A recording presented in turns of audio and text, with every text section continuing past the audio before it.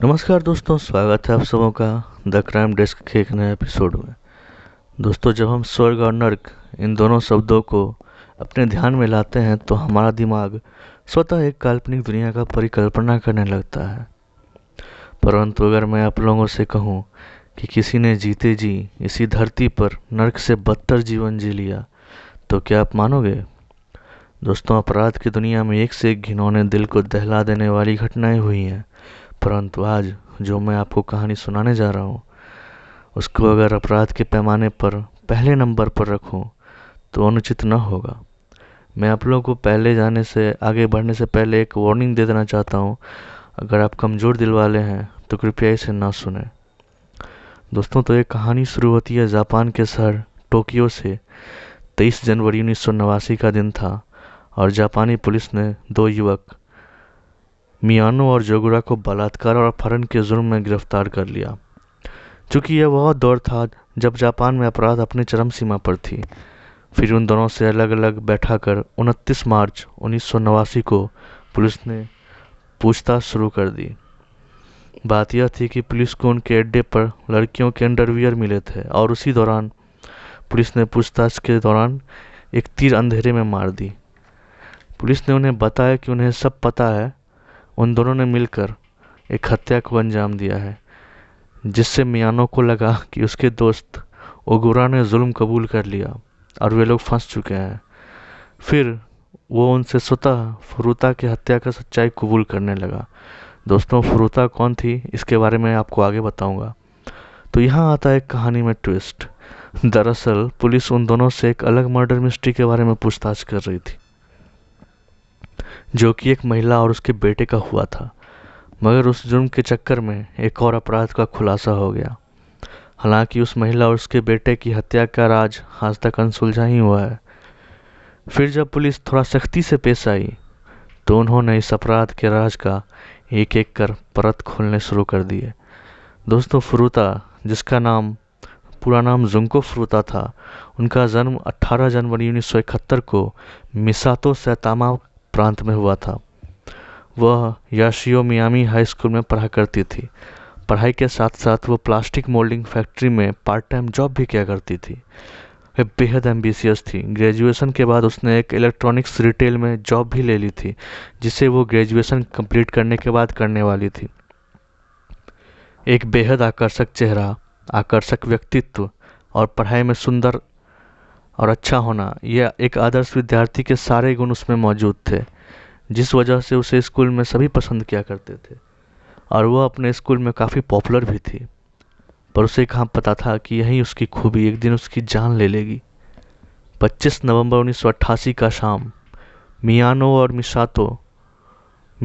Minato नाम के दो लोकल बदमाश मिसातो के आसपास घूम रहे थे। मिसातो जगह है दोस्तों जापान में। उनका उद्देश्य था कि स्थानीय महिलाओं के साथ बलात्कार और लूट करे। उसी रात करीब 8:30 बजे फुरुता अपना शिफ्ट ख़त्म कर अपने घर को लौट रही थी। तभी मिनाटो ने उसे अपनी बाइक से लात मारी और वो भाग गया। तभी पीछे से उसका दोस्त मियानो उसे हमले के बहाने बातचीत की और उसे घर चलने का बाइक पर ऑफर दिया। चूँकि वो उसके स्कूल का ही था तो उसने को चूँकि वो इसके स्कूल का ही था तो फुरुता ने ज़्यादा सोच विचार न करते हुए उसकी बात मान ली। मगर उसे कहाँ पता था कि वो उसके साथ आगे क्या होने वाला है। मियानो उसे घर छोड़ने के बजाय एक गोदाम में ले गया, जहाँ जाकर उसने बताया कि वो याकुज़ा गैंग का मेंबर है। दोस्तों, जापान में याकुज़ा नाम का एक खूंखार ग्रुप हुआ करता था जो हत्या और बलात्कार में संलिप्त था।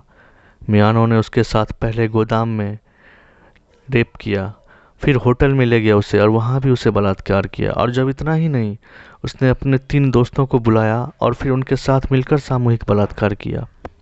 यह बर्बरता यही नहीं रुकी, उन्होंने उसे कैद कर लिया और अगले 40 दिनों तक तरह तरह के टॉर्चर किए। उन्होंने उसे पीटा, बलात्कार किए, उसके सुंदर बालों को मुड़वा दिया, उसे नंगा किया और नग्न अवस्था में नाचने को मजबूर किया। दोस्तों, यह मुझे बताते हुए गूज़बम्प्स हो रहे हैं, सोचकर दिमाग सुन्न हो रहा है। कोई यह कैसे कर सकता है? उन्होंने उसके योनि, जिसे वेजाइना कहते हैं, वहाँ पे एक जलती हुई माचिस, एक लोहे का रॉड और एक बोतल डाली। उसके शरीर को इथेनॉल डालकर जलाया गया। उसका पूरा बॉडी कुपोषित हो गया। वह उसे खाने को भी नहीं देते थे या बहुत कम देते थे। कुछ दिनों बाद वह कमजोरी के कारण चल फिर भी नहीं पा रही थी। फिर आता है 4 जनवरी 1989 का दिन।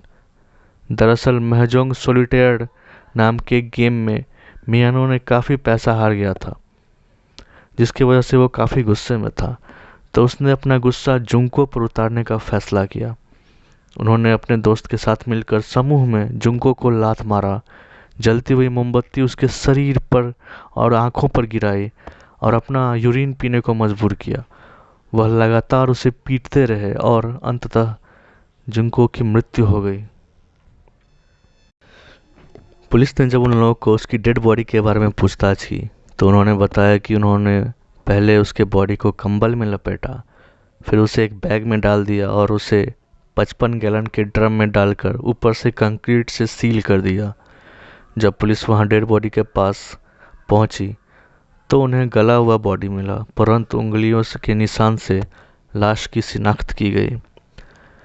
1 अप्रैल 1989 को ओगुरा को पुलिस ने गिरफ्तार कर लिया और फिर बाद में उसके अन्य दोस्त वतनबे, मिनाटो और मिसातो को भी गिरफ्तार करे। दरअसल ये सभी लोग शामिल थे इस अपराध में। फिर बाद में उसके अन्य सहभागी को भी गिरफ्तार किया, जिसमें तेत्सुओ नाकामुरा और कोइची इहारा शामिल था। इसके बाद इन सभी लोगों पर अदालत में मुकदमा चलाई गई। इतनी दरिंदगी के बावजूद, चूंकि ये लोग अंडर एज थे यानी कि किशोरावस्था में थे, अदालत ने इनका नाम और पहचान को सील कर दिया। कोर्ट की कार्रवाई के लिए इन्हें ABCD नाम दिया गया था।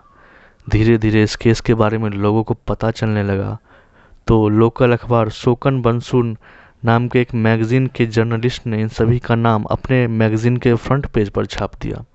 उनका कहना था कि किसी दरिंदगी के साथ जिस दरिंदगी के साथ इन लोगों ने उनका मर्डर किया, उसके वजह से इस पर कोई रियायत नहीं बरतनी चाहिए।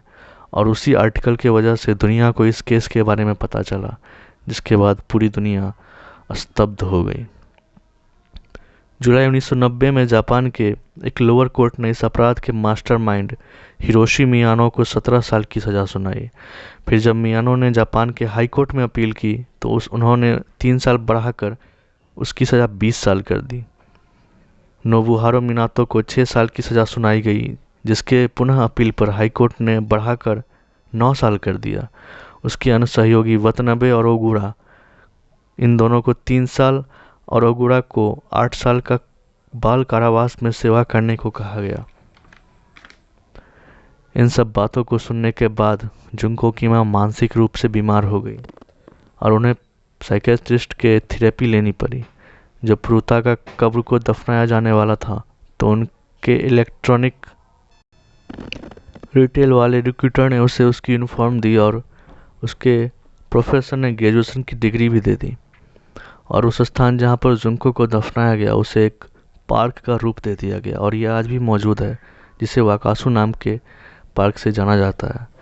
इस अपराध के बाद इसी घटना पर कई किताबें और फिल्म भी बनाई गई, कई गाने भी लिखे गए और इन तरह से जुंको फ्रूता को श्रद्धांजलि दी गई। तो दोस्तों, ये थी जुंको फ्रूता के मौत की दास्तान। मिलते हैं अगले क्राइम स्टोरी में। अलविदा।